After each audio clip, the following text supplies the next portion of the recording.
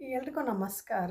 Ration ಅಕ್ಕಿನ ಬಳಸ್ಕೊಂಡು ತುಂಬಾ ಗರ್ಗರಿಯಾದ ದೋಸೆನ ಮನೆಯಲ್ಲೇ ಮಾಡ್ಕೊಳ್ಬೋದು. ನೀವು ಹೊರಗಡೆಯಿಂದ ದೋಸೆ ಅಕ್ಕಿನ ತರೋದೇ ಬೇಡ.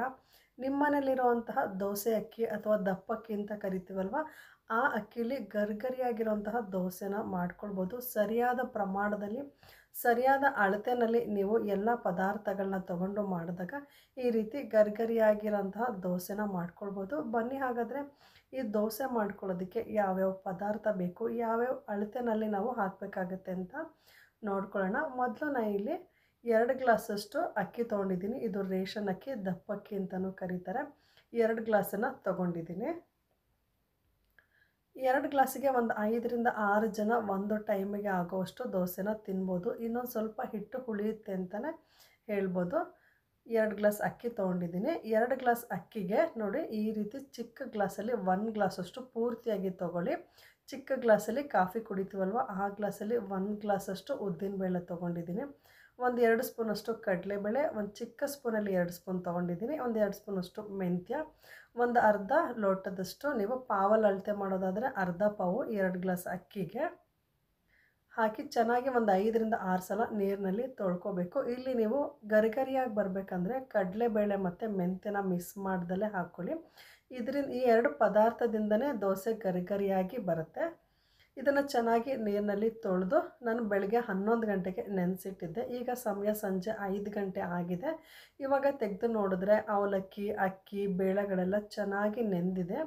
ಈಗ ಇದನ್ನು ಸ್ವಲ್ಪನೇ ಜಾರಿಗೆ ಹಾಕ್ಕೊಂಡು ರುಬ್ಕೊಳ್ತಿದ್ದೀನಿ. ಇಡ್ಲಿನೂ ಅಷ್ಟೇ, ದೋಸೆನೂ ಅಷ್ಟೇ.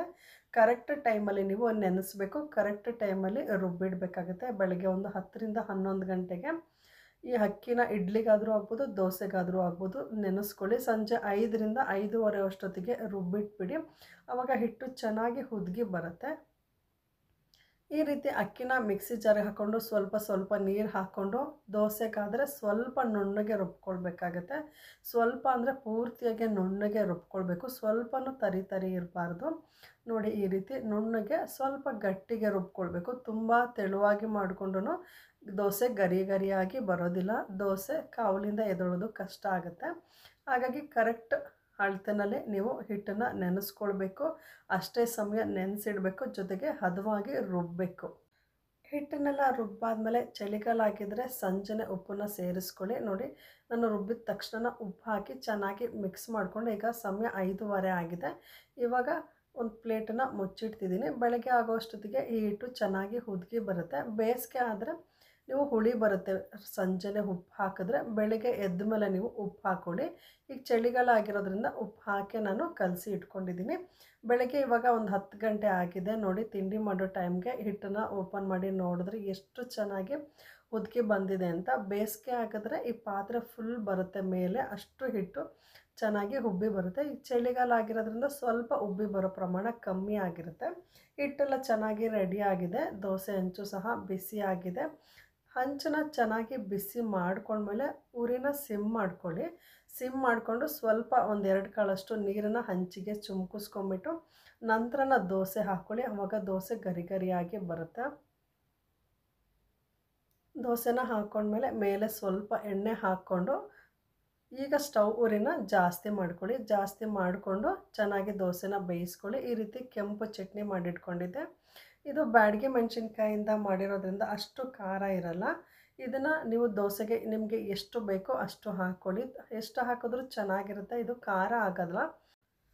ಚಟ್ನಿನ ದೋಸೆಗೆಲ್ಲ ಚೆನ್ನಾಗಿ ಸ್ಪ್ರೆಡ್ ಮಾಡಿಕೊಂಡು ದೋಸೆನ ಚೆನ್ನಾಗಿ ಬೇಯಿಸ್ಕೊಳ್ಳಿ. ಇಲ್ಲಿ ಗರಿ ದೋಸೆ ಬೇಕಂದರೆ ನೀವು ಒಂದೇ ಸೈಡ್ ಬೇಯಿಸ್ಕೊಳ್ಳಿ ಸಾಕು. ಸ್ವಲ್ಪ ಸಾಫ್ಟ್ ಬೇಕಂದರೆ 2 ಸೈಡ್ ಬೇಯಿಸ್ಕೊಳ್ಬೋದು. ಇಲ್ಲಿ ಸ್ವಲ್ಪ ಮಸಾಲೆ ದೋಸೆ ಥರ ಮಾಡ್ತಿರೋದ್ರಿಂದ ನಾನು ಒಂದೇ ಸೈಡ್ ಬೇಯಿಸ್ಕೊಂಡಿದ್ದೀನಿ. ಚೆನ್ನಾಗಿ ಬೇಯಿಸ್ಕೊಂಡ್ಮೇಲೆ ಆಲೂಗಡ್ಡೆ ಪಲ್ಯನ ಮಧ್ಯಕ್ಕೆ ಹಾಕ್ಕೊಂಡು ಫೋಲ್ಡ್ ಮಾಡಿಕೊಂಡ್ರೆ ಗರಿಯಾಗಿರೋಂತಹ ದೋಸೆ ರೆಡಿ ಆಯಿತು. ಇದನ್ನು ಮಸಾಲೆ ದೋಸೆ ಅಂತಲೂ ಕರಿಬೋದು. ಆದರೆ ನಾನು ಇಲ್ಲಿ ಸ್ವಲ್ಪ ಸಾಫ್ಟಾಗಿ ಮಾಡ್ಕೊಂಡಿದ್ದೀನಿ. ಇನ್ನೂ ಗರಿಯಾಗಿ ಬೇಕಂದರೆ ನೀವು ಇನ್ನೂ ಸ್ವಲ್ಪ ಉರಿನ ಐ ಫ್ಲೇಮಲ್ಲಿ ಇಟ್ಕೊಂಡು ಗರಿಯಾಗಿ ಮಾಡ್ಕೊಳ್ಬೋದು. ಒಂದು ಸ್ವಲ್ಪ ಸಾಫ್ಟಾಗಿ ಮಾಡ್ಕೊಂಡಿದ್ದೀನಿ, ಇನ್ನೊಂದು ದೋಸೆನ ಗರಿಯಾಗಿ ಮಾಡ್ಕೊಂಡಿದ್ದೀನಿ. ನೋಡಿದ್ರಲ್ವ ಎಷ್ಟು ಚೆನ್ನಾಗಿ ಮನೆಯಲ್ಲೇ ಇರೋಂತಹ ರೇಷನ್ ಅಕ್ಕಿಯಿಂದ ನೀವು ಗರಿಯಾಗಿರೋಂತಹ ದೋಸೆನ ಮಾಡ್ಕೊಳ್ಬೋದಂತ.